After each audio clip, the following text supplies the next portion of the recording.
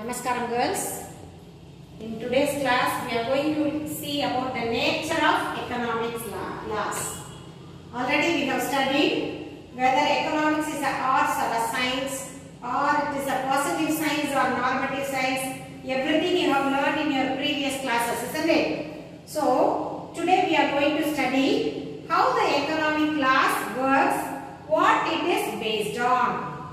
Here in the nature of economics laws, Alfred Marshall, he states that the laws are states of tendencies. What do you mean by tendencies? It is not fact. Almost it is unstable. The economics laws are statement of tendencies, and those laws they are related to the branches to conduct in which the strength of the motives chiefly concerned. So these economics laws, they are moving only based on the tendencies. It runs as its way. It doesn't have a separate way. There is no separate laws for economics. And in the natural science, the definite result is expected to follow from a particular cause, isn't it? If you study about a natural science, there is a definite shape. For example, if you studied about the science laws, if you are adding the chemical laws, if you are studying in the science, it should bring a constant result, isn't it? If you add one chemical to another chemical, it brings a result. That result is constant for all the time. But in the economics, while we are talking about as a science, in this laws, in economic science, the laws functions only based on the cause and effect. So it does not be same all the time. The economic laws is it's a temporary phenomenon. It is a statement of tendencies. It can be, the result can be changed from the changes of the economic activities of the country. And they are not precise and certain. If you studied about a physical science, some facts are, it is certain, isn't it? Law of gravitation, we have studied Newton's law of gravitation. So it is applicable for all it is an universal acceptance one. It is applicable for all the country, for all the objects. The gravitation is accepted. It is a fact. It is certain. It is never changed. But if you consider the economic laws, it often changes.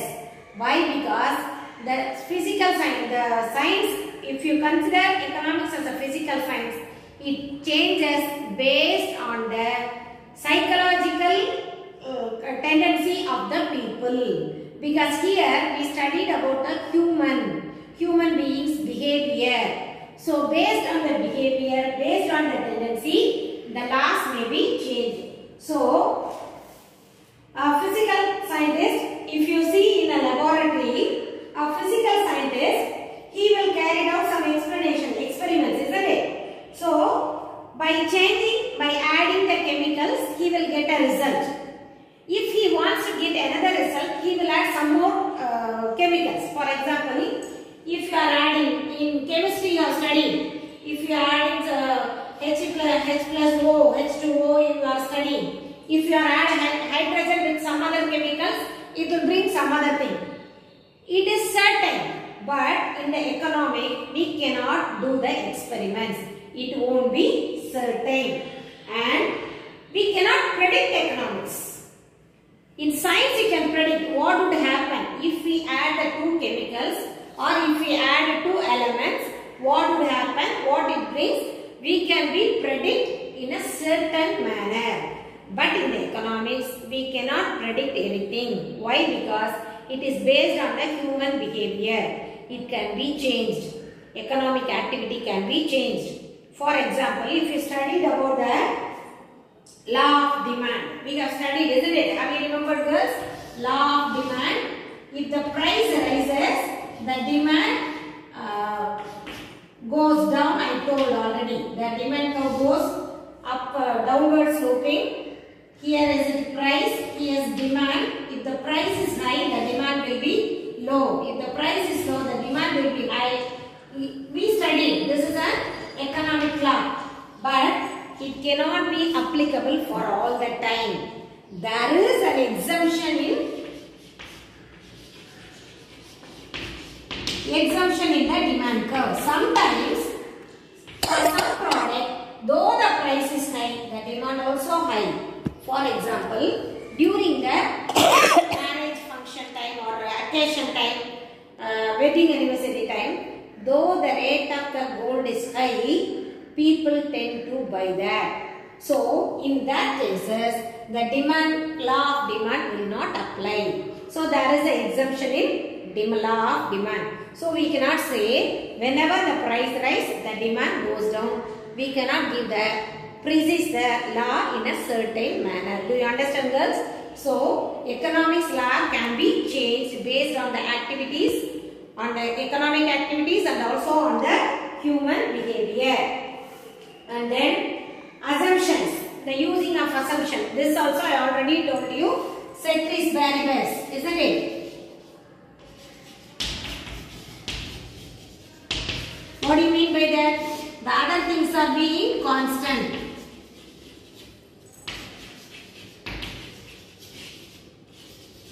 The other things are being equal and constant. We have studied it is one of the assumption in the economic law. But it is not real, isn't it? We cannot expect that other things are always being equal. For example, here the other things refers to taste, price of the alternative goods, income of the people, and preference of the people. Everything comes under the ceteris paribus. But it is not real. It is unrealistic. It cannot be changed all the time. So we cannot expect that. We cannot define a law using this assumption. The other things are being equal. And then the economics makes the economic law hypothetical. What do you mean by hypothetical? It cannot be real. That is unrealistic. And then money is used as a measuring rod. Law in economics are more exact, precise and accurate than other social sciences. As a value of measuring rod, money is not constant. There is always an hypothetical element surrounding the law of economics. Sorry girls, they are repeating the same. The economic laws are not always same.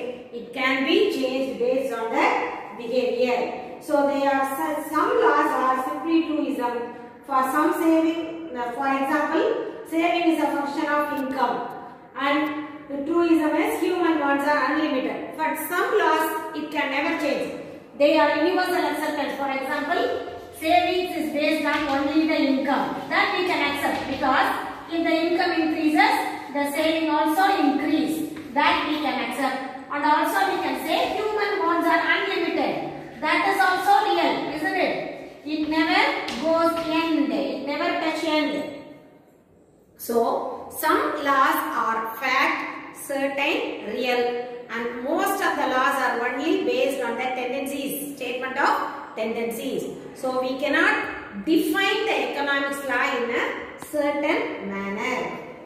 And after this, we are going to learn economics and its subdivisions. In the subdivisions, we are going to study about consumption, production, exchange and distribution, and also the types. I already taught you micro and macro. This we are going to see in the next video.